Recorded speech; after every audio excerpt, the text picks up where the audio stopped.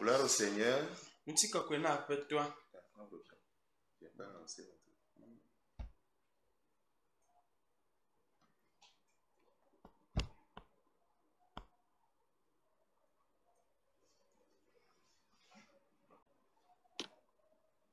Gloire au Seigneur.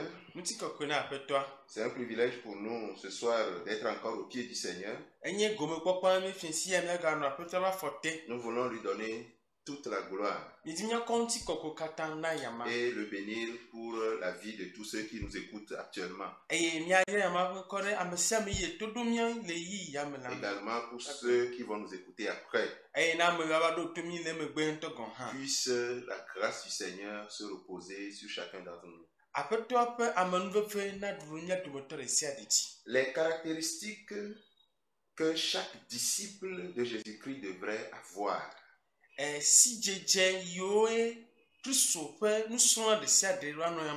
C'est le sujet de notre méditation de ce soir. Les caractéristiques que chaque disciple de Jésus-Christ devrait avoir.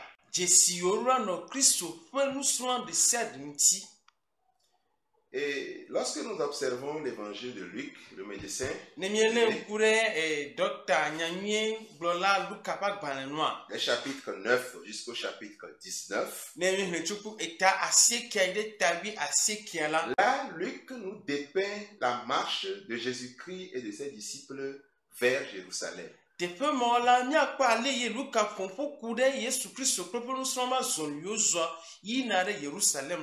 Et c'est pendant ce voyage qu'il va enseigner et donner les bases nécessaires pour la vie de disciple.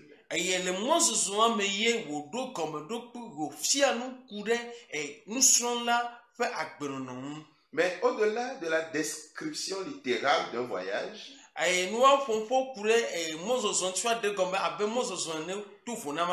c'est la marche spirituelle dont Luc fait ici le récit.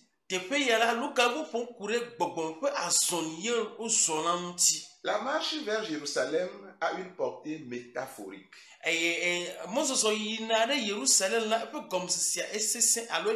C'est une image, c'est plein d'images.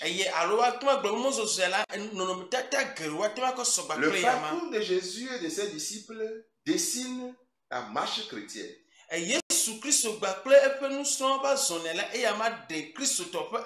Ses difficultés, ses aspirations. Et ce parcours nous donne des exemples que nous devons suivre en tant que chrétiens et en tant que disciples.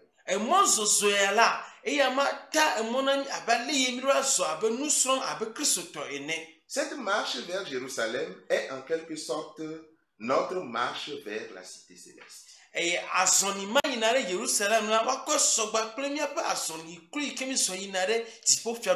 Alors, bien-aimés dans le Seigneur, suivre Jésus-Christ, c'est devenir son disciple.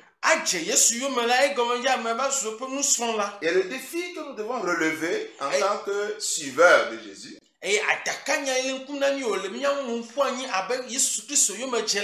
c'est d'évoluer et à devenir ses disciples. Alors dans cet enseignement, nous allons nous faire le devoir de relater quelques caractéristiques qui font d'un chrétien un disciple. En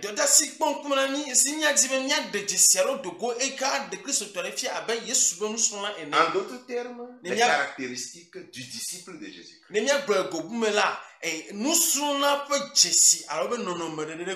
Et la liste que nous allons présenter n'est pas exhaustive, bien entendu. Mais nous évoquons 6 de ces importantes caractéristiques. La première caractéristique, c'est que le disciple doit être prêt à être rejeté. Oui, être prêt pour le rejet. L'une des premières difficultés que rencontrent Jésus et ses disciples est le rejet.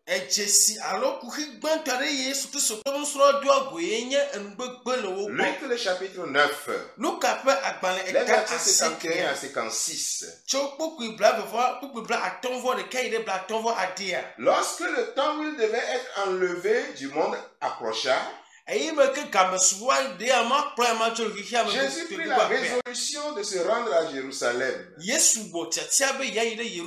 Il envoya devant lui des messagers qui se mirent en route et entrèrent dans un bourg des Samaritains pour lui préparer un logement. Mais on ne le reçut pas, parce qu'il se dirigeait vers Jérusalem. Les disciples Jacques et Jean, voyant cela, dirent: Seigneur, veux-tu que nous commandions que le feu descende du ciel et les consume?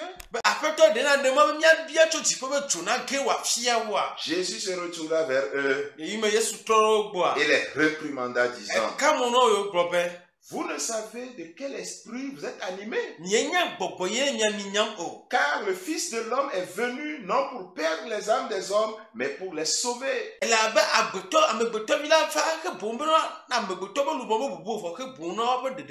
ils allèrent dans un autre bourg.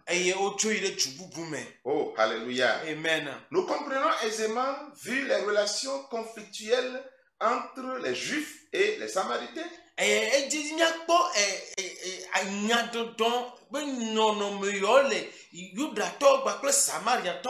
Je disais que vu les relations conflictuelles entre Juifs et Samaritains,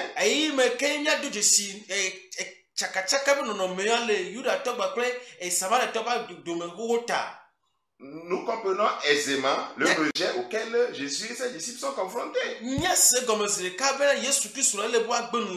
De la même manière, le disciple de Jésus aujourd'hui sera rejeté par ce monde.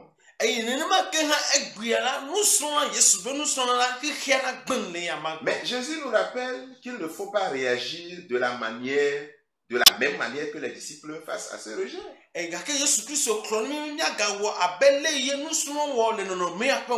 Leur réaction, c'était une colère meurtrière.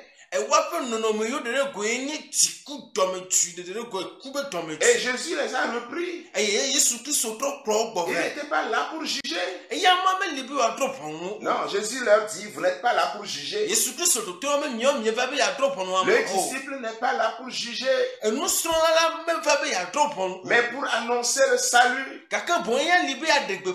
Oh, mes bien-aimés dans la foi, afficher notre christianisme nous amènera à être rejeté par ce monde.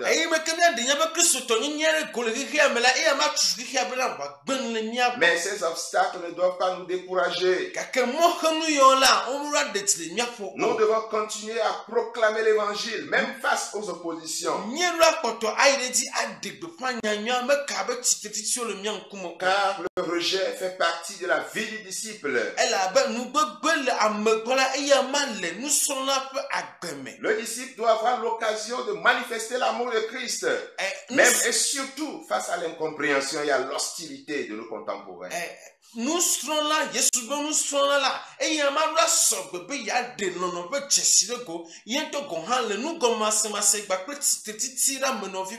voilà, le meilleur exemple est le rejet de Jésus-Christ lui-même. Ce rejet-là qui le conduit même jusqu'à sa mort. Face à ses bourreaux, Jésus fit preuve d'un amour qui nous dépasse. Oui, cet amour-là nous dépasse. Luc 23, 34. Jésus dit: Père, pardonne-leur, car ils ne savent pas ce qu'ils font. Ils se partagèrent ses vêtements en tirant au sort. Bien-aimés, nous ne devons pas oublier qui est notre maître et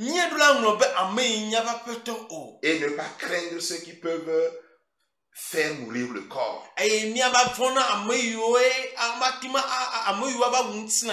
n'est pas parce qu'il y a le rejet. Ce n'est pas parce que le monde nous rejette que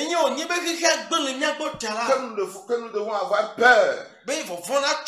Non. Dans le verset 4 de Luc 12, Jésus déclare, je vous dis, à vous qui êtes mes amis, ne craignez pas ceux qui tuent le corps et qui, après cela, ne peuvent plus rien faire. Celui que nous devons craindre, c'est Dieu. Mais face au rejet, les disciples doivent comprendre qu'il doit agir avec amour. Agir dans l'amour. Agir en faveur de l'amour. Car nous ne sommes pas appelés pour maudire, pour juger, pour jeter l'anathème sur les gens. Mais pour annoncer le royaume de Dieu. La deuxième caractéristique du disciple, c'est l'amour. Le disciple aime son prochain.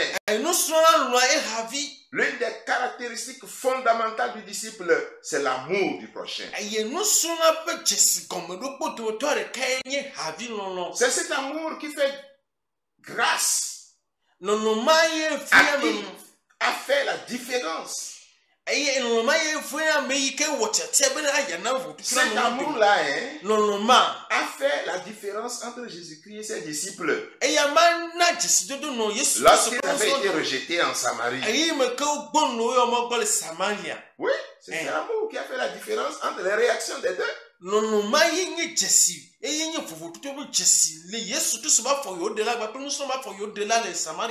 Les disciples Jacques et Jean voyaient cela dire, Seigneur, veux-tu que nous commandions que le feu descende du ciel et les consume?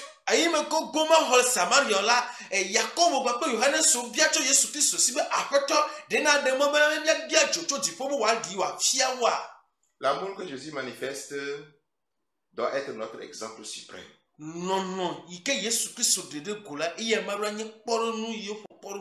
Celui qui veut suivre Jésus, son disciple, doit aimer comme Jésus.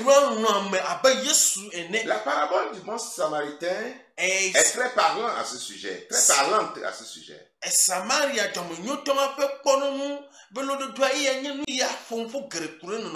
Alors que tous ceux qui se croyaient importants et l'étaient dans la société de l'époque passaient à côté de l'homme à demi-mort,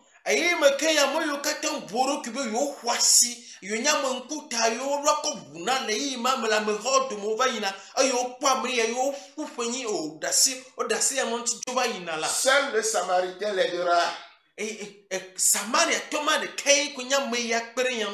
Pourtant, c'est celui qui avait le plus de raisons de ne pas le faire. Le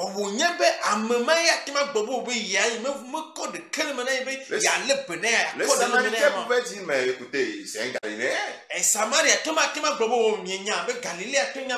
Il n'y a pas de relation entre ceux-là et nous. À quoi bon de perdre mon temps avec celui-ci? Non. L'attention que porte le Samaritain à l'homme blessé. Et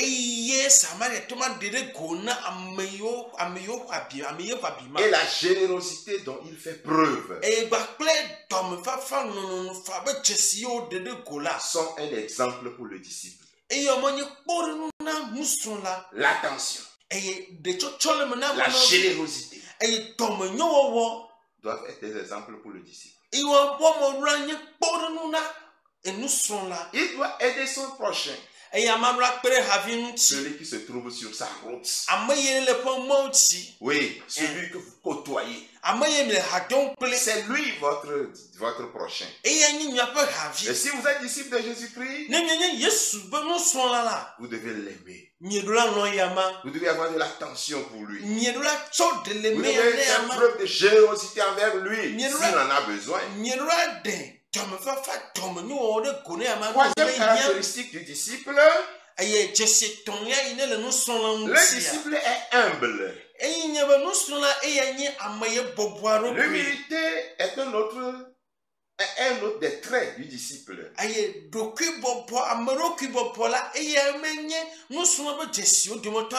Comme l'amour, c'est en Jésus que nous trouvons le meilleur des exemples. C'est l'humilité dont il a fait preuve qu'il nous faut nous revêtir. Le disciple ne doit pas chercher à se mettre en avant, mais plutôt à la place des autres avant lui. Il doit placer les autres avant lui. Il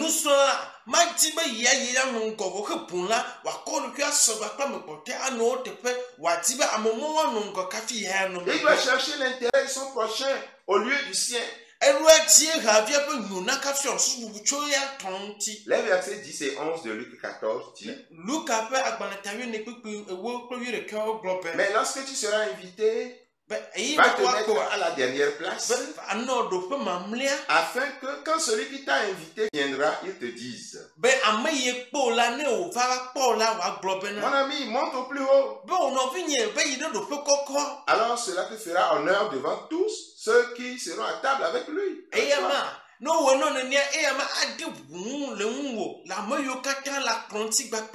Car quiconque s'élèvera sera baissé et quiconque s'abaissera sera élevé.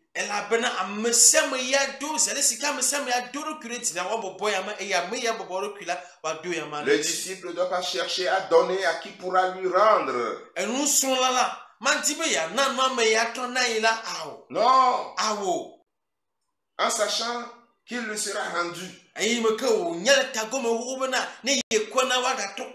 Jésus dit dans Luc 14:14, et tu seras heureux de ce qu'ils ne peuvent pas te rendre l'appareil.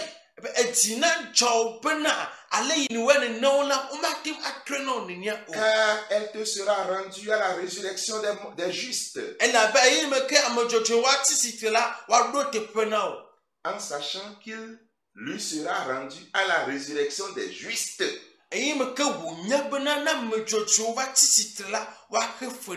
C'est l'expression de la générosité désintéressée.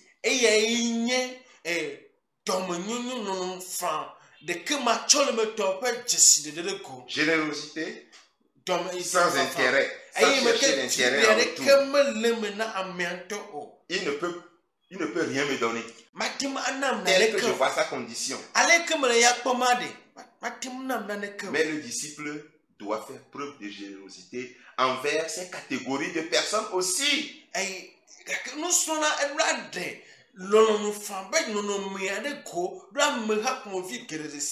Jésus dit que tout cela, tous ces actes du disciple lui seront rendus à la résurrection des justes.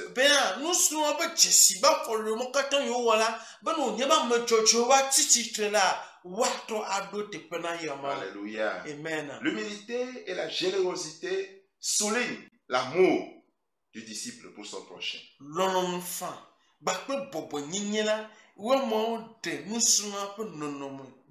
Et cette humilité, Jésus en parle dans la parabole du pharisien et du publicain.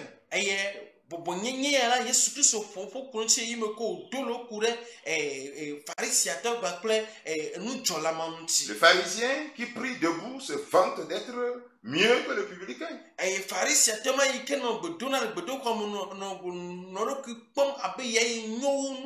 Alors que l'humilité du publicain le pousse à se reconnaître pécheur et à craindre Dieu. Et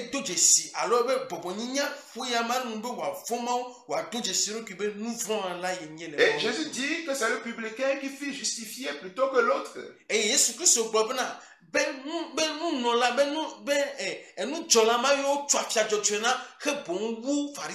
Luc 18:14. Je vous le dis, celui-ci descendit dans sa maison justifié plutôt que l'autre.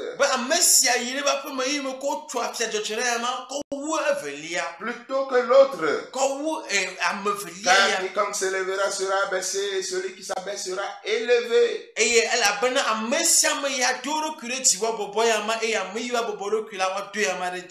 Car c'est Dieu qui élève ou qui abaisse. Celui qui manque d'humilité et cherche à s'élever lui-même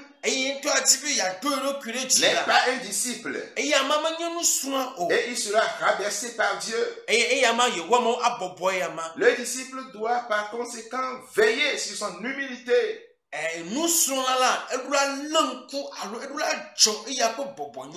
Oui, il doit veiller sur son humilité et mettre toujours Dieu en avant.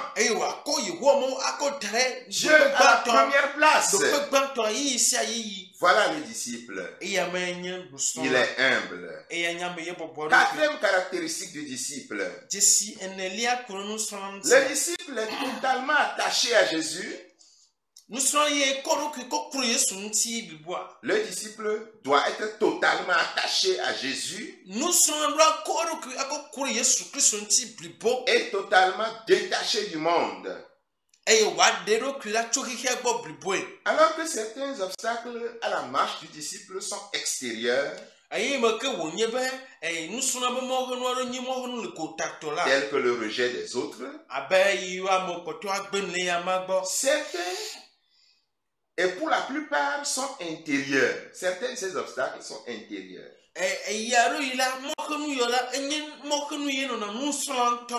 Et avec l'engagement total vient le détachement total.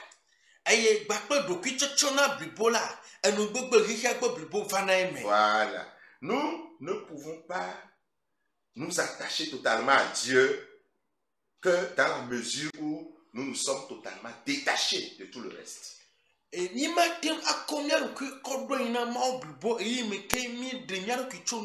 Oui, totalement détaché de tout ce qui est susceptible soit de nous retenir, soit de nous freiner dans notre marche.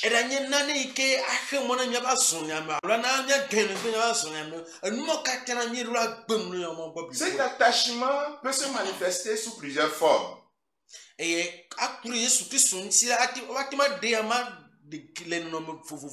Le confort peut nous retenir. La vie du disciple n'est pas caractérisée par le confort. Et Jésus lui-même nous invite à considérer cela. Jésus lui répondit, nous sommes dans Luc 9, 58. Jésus lui répondit, les renards ont des tanières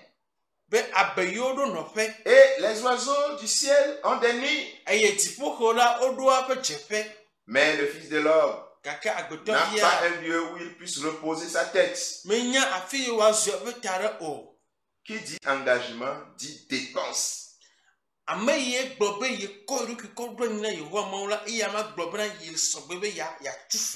Oui, et Jésus insiste sur le fait que nous devons réaliser ce qu'il en coûte de le suivre.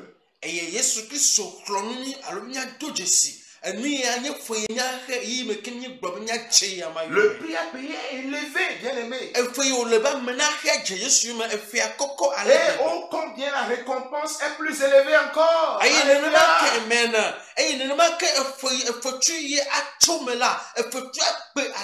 Et il faut prendre conscience des implications de la vie des disciples pour pouvoir nous engager réellement.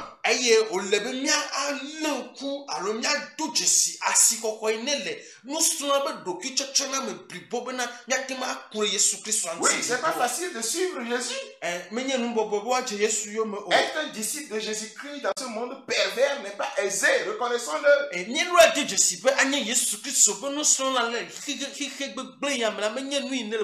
Il faut payer le prix. Mais gloire soit rendue à Dieu. Une grande récompense attend ceux-là qui sont prêts à le faire.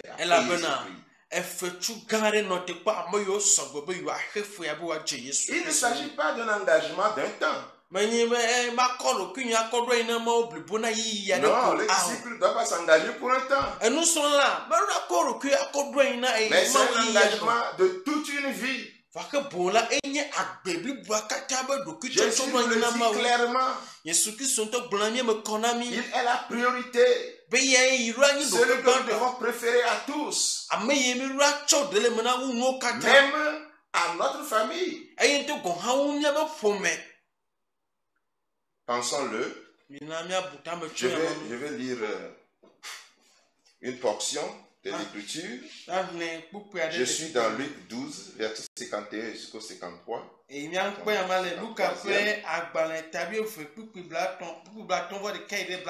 Pensez-vous que je sois venu apporter la paix sur la terre? Pensez-vous que je sois venu apporter la paix sur la terre? Non, vous dis-je, mais la division. Car désormais 5 dans une maison seront divisés. 3 contre 2. Et 2 contre 3.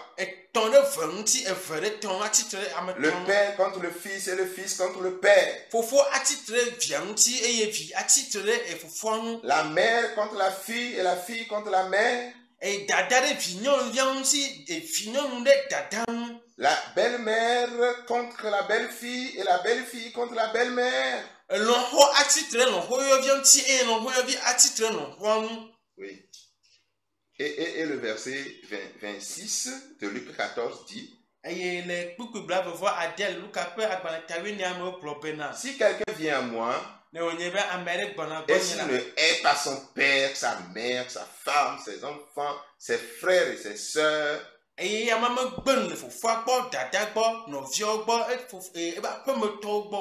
même sa propre vie, il ne peut être mon disciple. Oh, alléluia. Amen. Nous devons être prêts à renoncer à tout ce qui nous retient. C'est-à-dire à tout ce que nous possédons. Pour être son disciple. Ainsi donc, quiconque d'entre vous ne renonce pas à tout ce qu'il possède ne peut être mon disciple.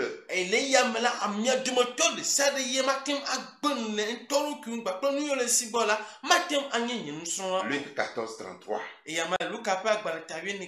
Ce détachement concerne particulièrement l'argent et les biens de ce monde.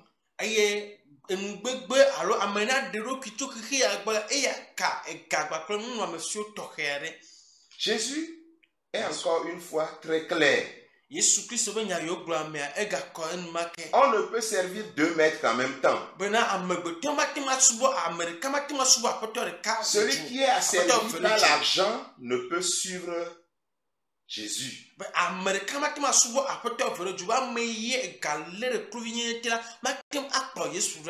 Il nous faut nous détacher de l'emprise que peut avoir l'argent pour nous mettre sous le joug léger de Jésus.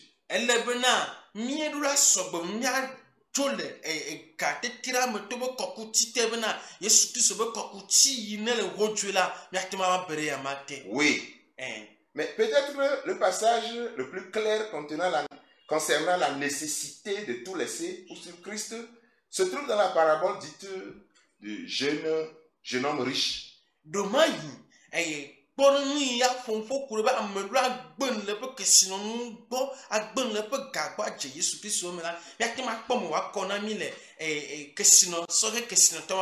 Ce dernier ayant demandé comment hériter la vie éternelle,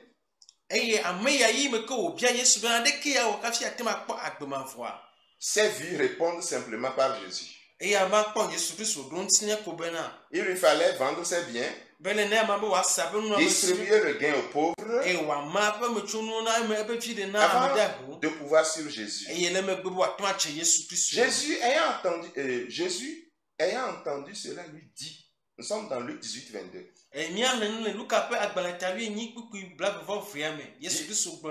Jésus ayant entendu cela lui dit, il te manque encore une chose. Vends ce que tu as Distribue-le aux pauvres. Et tu auras un trésor dans le ciel. Puis viens et suis-moi.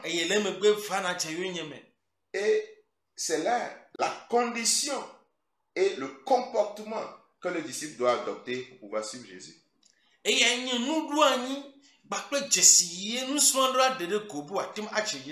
Se détacher de l'argent pour s'attacher à Christ. Le jeune homme riche avait du mal à échanger un trésor visible actuel pour un trésor invisible dans les cieux à venir.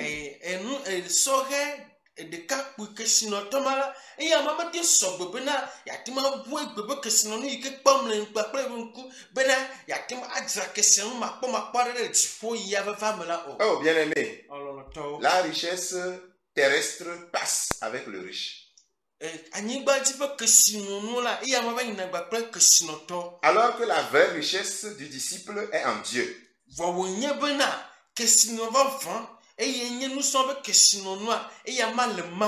Le disciple ne s'amasse pas des richesses qui pourrissent, mais un trésor inépuisable dans les cieux.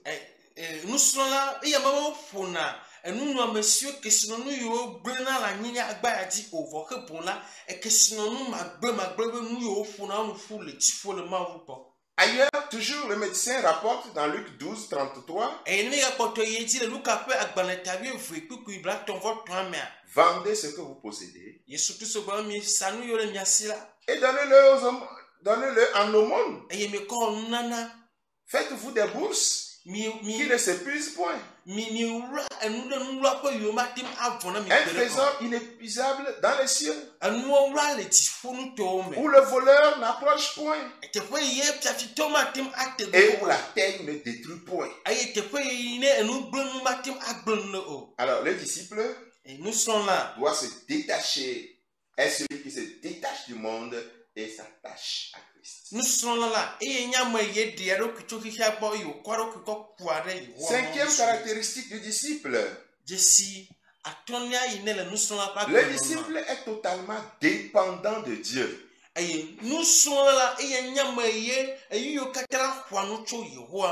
Le disciple qui a tout abandonné pour suivre Jésus doit s'attendre à Dieu.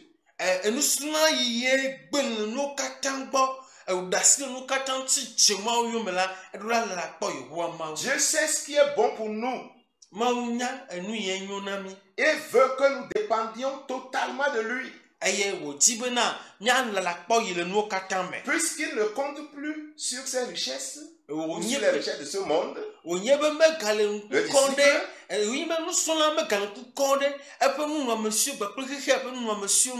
il doit s'attendre à ce que Dieu lui donne. Si Dieu donne à manger aux oiseaux, à combien plus forte raison donnera-t-il aux disciples qui valent plus que les oiseaux? Jésus dit à ses disciples de ne pas s'inquiéter. Luc 12, 22. Jésus dit ensuite à ses disciples, c'est pourquoi je vous dis, ne vous inquiétez pas pour votre vie, de ce que vous mangerez, ni pour votre corps, de quoi vous serez vêtus. Non, Dieu sait ce dont ses disciples ont besoin. Il les invite à chercher plutôt le royaume de Dieu. Cette dépendance est autant matérielle que spirituelle.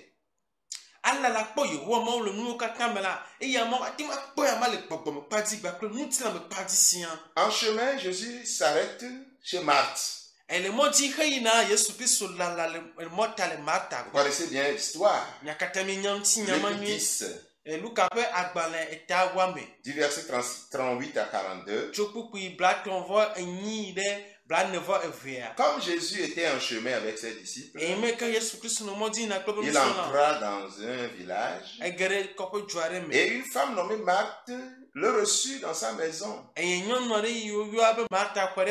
avait une sœur nommée Marie et qui, s'étant assise au pied du Seigneur, écoutait sa parole.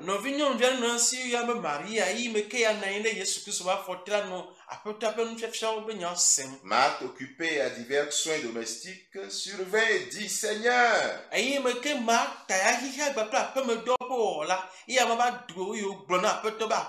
cela ne te fait-il rien que ma soeur me laisse seule pour servir? Dis-lui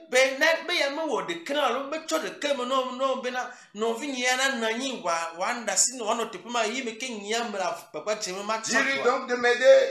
Le Seigneur lui répondit: Marthe, Marthe, tu t'inquiètes et tu t'agites pour beaucoup de choses. Une seule chose est nécessaire. Marie a choisi la bonne part, qui ne lui sera point ôtée. Oh, bien-aimé, cette scène nous donne encore un enseignement pratique sur les priorités que doit avoir le disciple.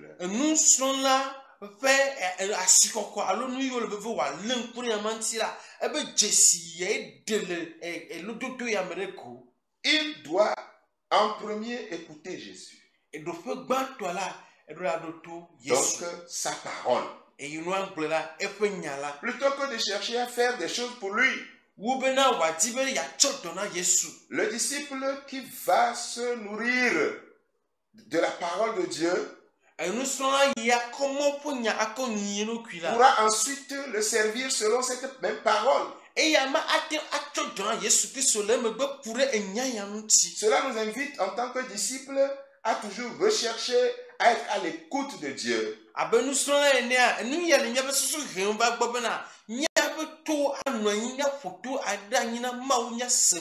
chercher à ce qu'il peut nous apporter avant de chercher à lui apporter quelque chose.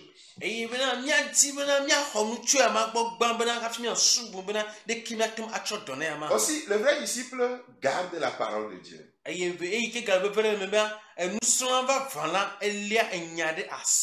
Et il répondit: heureux plutôt ceux qui écoutent la parole de Dieu et qui la gardent.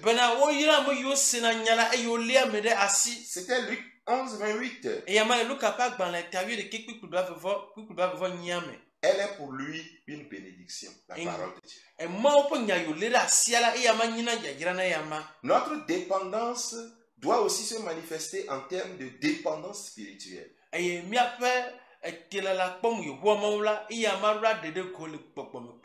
Oui, nous attendons Dieu dans les choses matérielles. Le disciple attend Dieu. Dieu est fidèle. Dieu va le nourrir. Il va pouvoir à ses besoins. Et il va pouvoir aussi à ses besoins spirituels. Sixième et dernière caractéristique que nous évoquons dans cet enseignement,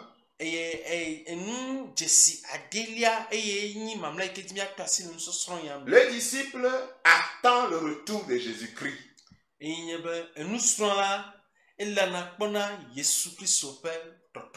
Oui, le disciple doit attendre le retour de Jésus-Christ. Le disciple doit être vigilant. Jésus l'a promis. Il reviendra. Et ce retour, la parousie, doit être l'objet d'une ferme espérance pour le disciple.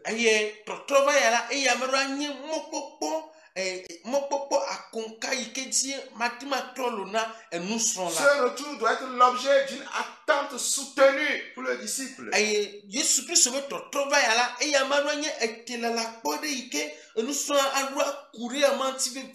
Quand le Seigneur exhorte à nous mettre, à nous tenir prêts, à être éveillés pour son retour,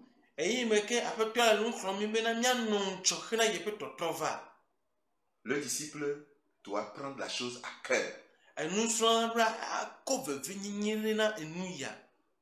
Nous ne savons pas quand le maître reviendra.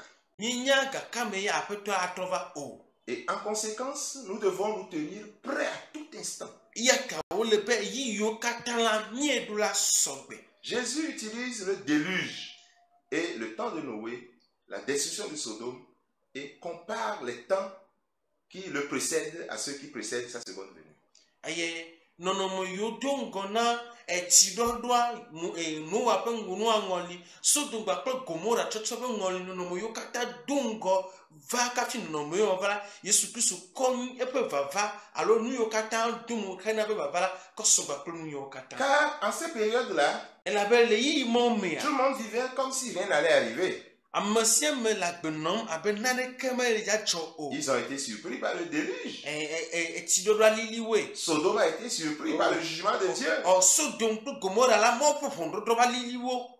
Mais pour nous, Jésus dit, et il dit aux disciples, nous sommes dans Luc 17, à partir du verset 22. Des jours viendront où vous désirerez voir l'un des jours du Fils de l'homme et vous ne le verrez point. On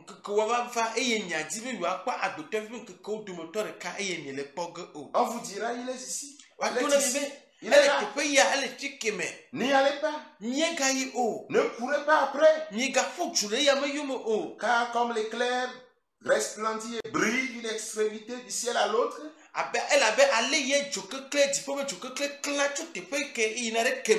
ainsi sera le Fils de l'homme en son jour. Mais il faut apparaître, il faut auparavant qu'il souffre beaucoup et qu'il soit rejeté par cette génération.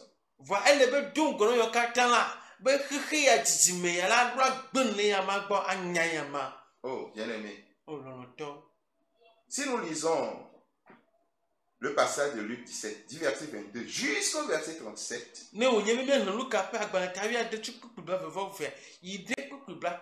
Jésus a donné tous les avertissements à ce niveau. Qu'il va revenir. Des temps viendront. Les temps seront mauvais. Les hommes vivront comme si rien n'allait arriver. Des gens vont se relâcher. Les chrétiens vont se refroidir. L'essentiel sera abandonné. Le salut des âmes ce sera mis de côté. Les chrétiens seront dans les verbiages. Ils seront en train de bavarder dans les conflits d'intérêt de leadership.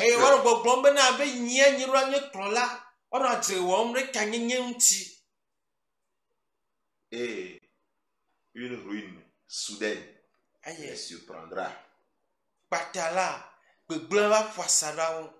Soudain, le Fils de l'homme apparaîtra. Bien-aimé, il est à la porte. Le disciple doit attendre son maître. Il doit vivre dans l'attente. Le disciple doit rester vigilant et éveillé. Car tout ce que le Seigneur a dit,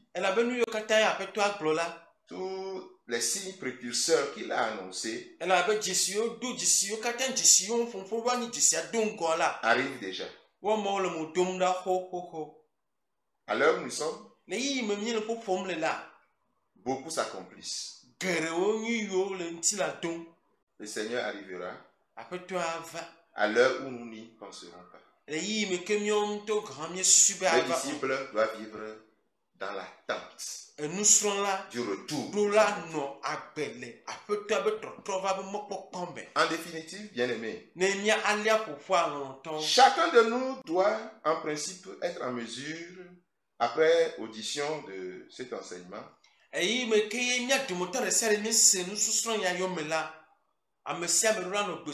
de répondre à la question: êtes-vous un disciple de Christ? Chacun pourra répondre à cette question par un oui ou par un non. En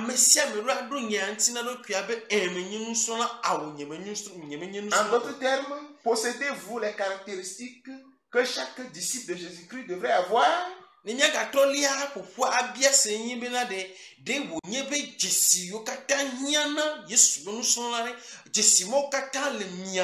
je vous le rappelle. Le disciple doit être prêt à être rejeté. Le disciple doit aimer son prochain. Le disciple doit être humble. Il doit être attaché à Jésus-Christ et totalement détaché du monde. Il doit être totalement dépendant de Dieu. Enfin, il doit vivre dans l'attente du retour de Jésus-Christ. Que le Seigneur nous bénisse, qu'il nous aide, que nous puissions quitter, nous puissions grandir dans notre foi, cesser d'être de simples chrétiens, pour que nous devenions de vrais disciples de Jésus. Jésus est à la porte. Il viendra nous chercher. Il viendra chercher ses disciples. Et non ceux qui professent son nom. Que le Seigneur nous aide. Nous allons prier. Adorable Père, nous te sanctifions pour ta parole. Merci pour ce privilège que tu nous donnes de pouvoir la livrer. Nous intercédons en faveur de tous ceux qui nous ont suivis, ou tous ceux qui vont nous suivre après. Seigneur, notre désir, c'est que tu nous aides à devenir tes disciples. Des disciples qui t'attendent, des disciples qui sont prêts au rejet, des disciples capables d'aimer Dieu et aimer leur prochain, des disciples capables d'être humbles, des disciples qui s'attachent à toi, qui se détachent du monde. Aide-nous à être des disciples qui sont totalement dépendants de toi et qui attendent ton second retour. Aide-nous, Seigneur. Nous prions pour toute notre Église, tout le corps de Christ au Togo. Que ta grâce se repose sur chacun de nous. Au nom de Jésus-Christ. Amen.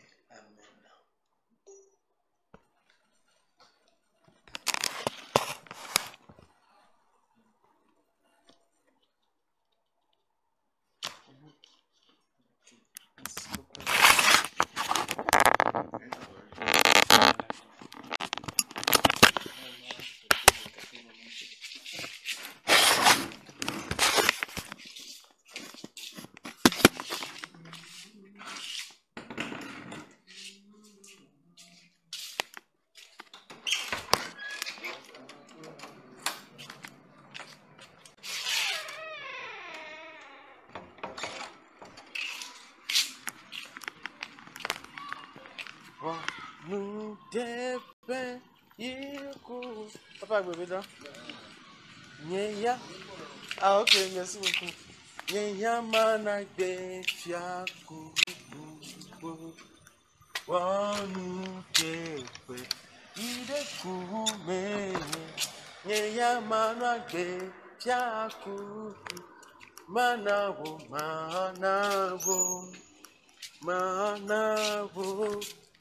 Managbe fiakuku, oh